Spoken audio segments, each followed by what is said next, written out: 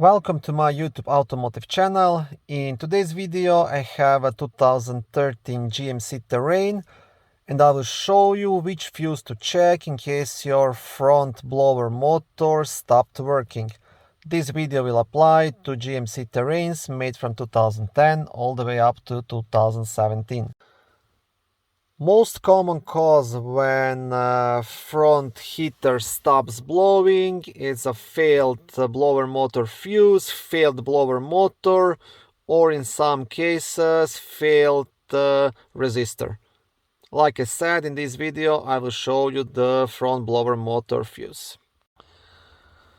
The blower motor fuse is located in a small fuse box just next to the passenger left leg behind this cover. Now to remove the cover you just want to pull it towards yourself. On the back side of the cover you will have a small fuse diagram, and right here you have access to all of the fuses. Front blower motor fuse is the biggest fuse, 40 fuse, located at the bottom left corner.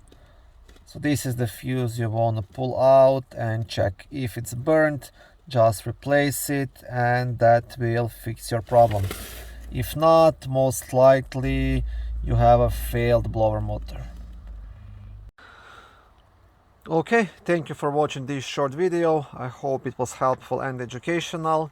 If it was, please like it and consider subscribing to my YouTube automotive channel.